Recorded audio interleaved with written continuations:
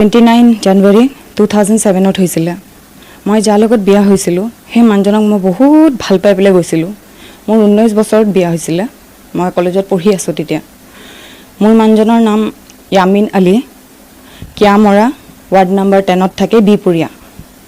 তেখেতক মই বহুত বিশ্বাস কৰি পেলাই মোৰ মা বাবা মোৰ পৰিয়াল সবকে এৰি পেলাই 19 বছৰ বয়সত মই গুচি গ'লোঁ এটো বিশ্বাসত যে মানুহজনে হলে মোক চাব বুলি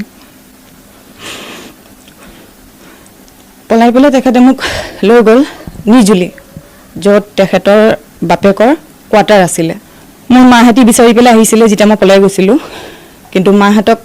লগত মই নগ'লোঁ মই নিজে কৈছিলোঁ যে এইটো কথা যে মই যেতিয়া মানুহজনৰ লগত আহিলোঁ মই তেখেতৰ লগতে থাকিম মোৰ নিকাটো তাতে হ'ল নিজুলি কোৱাৰ্টাৰ তাৰ পাছত সি মোক দিল্লী লৈ গ'ল সি BSFত এজ এ কনষ্টেবল চাকৰি কৰিছিলে দিল্লী লৈ যোৱাৰ পাছত আমি ঠিকই আছিলোঁ প্ৰথম কেইদিন তাৰ পাছত মোৰ এক বছৰ ভিতৰতে মোৰ ডাঙৰ লুৱাটো হ'ল ডাঙৰ লুৱাটো হৈ যোৱাৰ পাছত ঠিকই আছোঁ তাৰ কেইদিনমান দিনৰ পাছত গম পালোঁ তাৰ ফোনটোত মানে মোৰ হাত লাগিলে হাত লাগোতে গম পালোঁ যে সি আগৰ তাৰ যোন এক্স গাৰ্লফ্ৰেণ্ড আছিলে তাৰ লগত কথা পাতি থাকে আৰু সি এটো বুলি কয় যে মই পটাপট বোলে বিয়াটো কৰি ললোঁ মোৰ ভুল হ'ল মানে বহুত কথা আছিলে তাত হেতু কাৰণে হ'ল আমাৰ কাজিয়া কিন্তু তথাপিও মই এটো বুজিলোঁ যে নহয় মই হাৰ নামানো মোৰ হাজবেণ্ড হয় মোৰ বাচ্চা এটা হ'ল হ'ব দে একো নহয় হি নকৰো বুলি ক'লে আকৌ এইবিলাক কিন্তু পাছত আকৌ লাহে লাহে গম পাই থাকিলোঁ যে নাই হি চলায়ে আছে সো ঠিক আছে এডজাষ্ট কৰিলোঁ হেতুত তাৰ পাছত হি লাহে লাহে ষ্টাৰ্ট কৰিলে যে তাৰ স্যালাৰিটো যেটো পায় হি হেতু পুৰা নপৰে তাৰ খুব 5-6 বছৰ ভিতৰত এটো কথা হৈছে মোৰ বিয়া হোৱা পা তাৰ পাছত হি লাহে লাহে মোক ক'ব ল'লে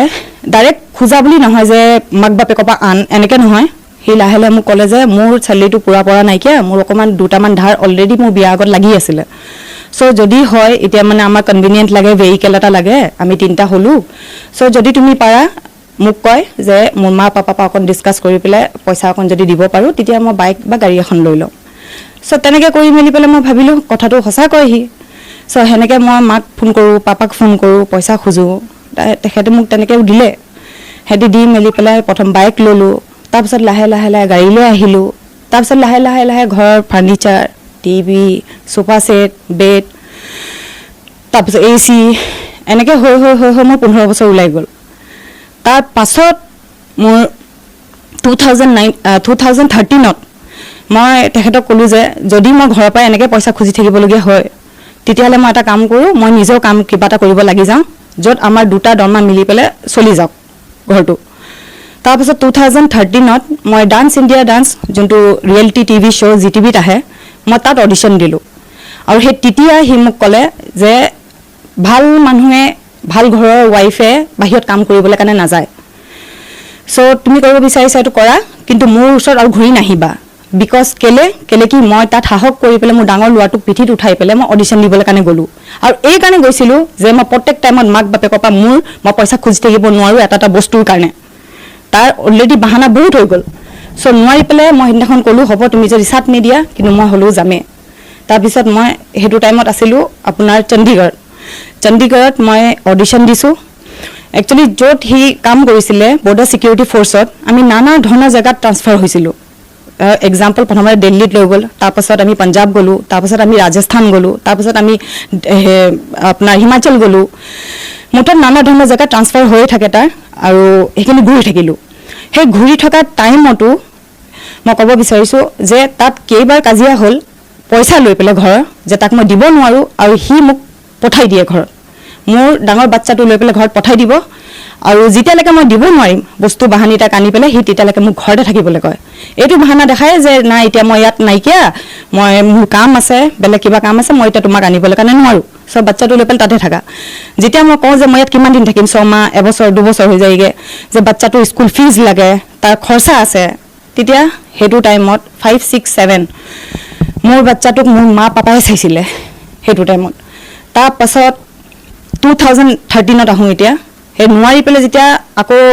এখিনি কাম হ'ল হৈ যোৱা পাছত মই গলো তালে আকৌ মানে লাগি মিলি হলো গলো যে মই থাকিব নোৱাৰো তা 2013ত মই অডিশনটো দিবলৈ কাৰণে ডান্স ইণ্ডিয়া ডান্সত গলো গৈ পেলাই তাত মই চিলেক্ট হ'লোঁ চিলেক্ট হৈ যোৱাৰ পাছত মই মুম্বাই মাতিলে গোটেই খৰচাখিনি হেঁতিয়ে উঠালে যেতিয়া মই চিলেক্ট হ'লোঁ তেতিয়া সি মোৰ চাথ দিবলৈ কাৰণে আহিলে যে মোৰ ভুল আছিলে মই এইটো কাম নকৰোঁ হ'ব মই তোমাৰ লগত যাম এনেকৈ কৈ পেলাই মই মুম্বাই গ'লোঁ মই তাত মই ফাইনেল ৰাউণ্ডটো মই দিলোঁ তাত মোৰ হাজবেণ্ডৰ এই গোটেই লখিমপুৰ এই গোটেই অসমে জানে যে Sabrin Ali Hazarika dance India dance 2013ত মই গৈছিলোঁ আৰু তাত মোৰ হাজবেণ্ডে আৰু মোৰ ল'ৰা তাত শ্বুটিং হৈছিলে হাজবেণ্ড মোৰ কোচিং আছিলে বক্সিঙৰ কোচ আছিলে চ' তেখেতক অকণ শ্বুটিং লৈ মানে সেইবিলাকত তাত লয় তা মোৰ তাত বক্সিঙৰ শ্বুটিং লৈ পেলাই তাত Marzi sir Terence sir Farha ma'am Geeta ma'am চব আছিলে আৰু এতিয়া মোৰ ষ্টুডিঅ' শ্বুটিং হ'ল তেতিয়ালৈকে সি ঠিক তাৰ পাছত মই এপিছডত পালোঁ এপিছড 8লৈকে গ'লোঁ তাত এনেকুৱা হয় অৱস্থা 24 আৱাৰ্ছত মই 17-18 আৱাৰ্ছ মই ডান্স প্ৰেক্টিছ কৰিবই লাগে আৰু তাত মই এতিয়া বাচ্চা চাই থাকিলে বা মই হাজবেণ্ডৰ কিবা প্ৰব্লেম হৈ থাকিলে মানে মই চাব নোৱাৰোঁ তেতিয়া মই হাজবেণ্ডক তেতিয়াও কৈছিলোঁ যে মোক যদি চাথ দিছা মোক ভালকৈ চাথ দিয়া মই এইটো থ্ৰু দি কেৰিয়াৰ এটা মোৰ ভাল বনিব আৰু আগত গৈ আল্লাহ কৰাত মানে আগত গৈ পেলাই কিজানি চাগে তোমাৰ চাকৰিটো কম পৰি যাব মই ইমানটো ইনকাম কৰি ল'ব পাৰিম খালি মই অলপ চাথ দিয়া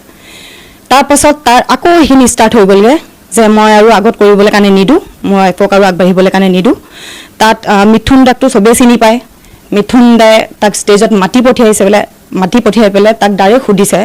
যে ৱাইফক যদি দিবই নাছিলে তে তুমি কেলৈ দিছিলা তেতিয়া সি ক'লে যে তাই শ্বক কৰিছিলে কাৰণে মই দিলোঁ আৰু আগত মই নিদিওঁ মই তাৰপিছত সেইবিলাকে আমাৰ চলি থাকিলে সদায় তাৰপিছত আকৌ মই ঘৰলৈ আহিলোঁ ডাঙৰটো লৈ পেলাই সেই তেনেকৈ যোনটো প্ৰত্যেক বছৰ চলি থাকিলে 2019ত মই নোৱাৰি পেলাই ডিভি কেছ আপোনাৰ মেইনটেনেঞ্চ 125 তাৰপিছত 498 কেছ মই ফাইল কৰিলোঁ লখিমপুৰত সেইটো আপোনাৰ চলিলে 6-7 মাহমান 6-7 মাহ চলাৰ পাছত সি আহি পেলাই ক'লে যে মোৰ ভুল হ'ল মোক মাফ কৰি দিয়া মই আৰু তেনেকুৱা একো কাম নকৰোঁ যোনটো তোমাৰ দুখ পোৱা সেনেকৈ কৰি মিলি পেলাই আমাৰ বাচ্চা এটা আছে ফিউচাৰটোৰ কথা চিন্তা কৰা চ' কৰি মিলি মই বহুত কষ্ট কৰি পেলাই আকৌ কোৰ্টৰ পৰা কেছখিনি উঠাই দিলোঁ উঠাই পেলাই মই 2019ত আকৌ মোৰ হাজবেণ্ডৰ লগত শ্ৰীনগৰ গ'লোঁ যোনটো লাষ্ট পষ্টিং আছিলে তাৰ ইমানখিনি আমি ঘূৰা পাছত শ্ৰীনগৰত গ'লোঁ শ্ৰীনগৰত গৈ পেলাই আকৌ মোৰ ছেকেণ্ড বাচ্চা এটা হ'ল ফাৰ্ষ্টটো মোৰ ল'ৰাটো আছিলে তাৰ জন্ম 2007 13 নৱেম্বৰত হ'ল আৰু ছেকেণ্ডটো আকৌ মোৰ ঠিকটো পাহৰিল 2021 20 মাৰ্চ চৰি নে মোক সি হৈ যোৱাৰ পাছত তেতিয়া মোৰ লগত সি মাৰপিট কৰিব লাগিলে আৰু এনেকুৱাকৈ মাৰে মানে মই চকু খুলিব নোৱাৰা হৈ যাওঁ মোৰ ৰাইট চকুটো অলৰেডি মানে অলমষ্ট ডেমেজ হৈ গৈছিলে তেতিয়া মই নোৱাৰি পেলাই মই BSFত কমপ্লেইন এটা দিছিলোঁ ওপৰ ছাৰৰ ওচৰত গৈ পেলাই যে মানে BSFত এনেকুৱা ৰুল আছে যদি হাজবেণ্ড ৱাইফৰ বা ফেমিলিত কিবা প্ৰব্লেম হয় তেতিয়া সেইটো সিহঁতক শ্বেয়াৰ কৰিব লাগে তে মই নোৱাৰি পেলাই আকৌ তাত গ'লোঁ আৰু তাত মই এইটোও কৈছিলোঁ 2019ত মই কেছ দিছিলোঁ ছাৰ আকৌ মোক সি আনি পেলাই এতিয়া বাচ্চাত হৈ যোৱাৰ পাছত মাৰপিট কৰিছে কিহৰ কাৰণে কৰিছে কেলেকি তাৰ মই এক্স গাৰ্লফ্ৰেণ্ডৰ লগত কথা পাতিবলৈ নিদিওঁ পইচা পাতি আৰু মই দিব পৰা নাইকিয়া চ' সেইকাৰণে সি এনেকুৱাকৈ মাৰিব যে মই মৰি নাযাওঁ কেলৈ তো নোৱাৰি পেলাই দৌৰি পেলাই মই মেজৰ ছাৰৰ ওচৰত গ'লোঁ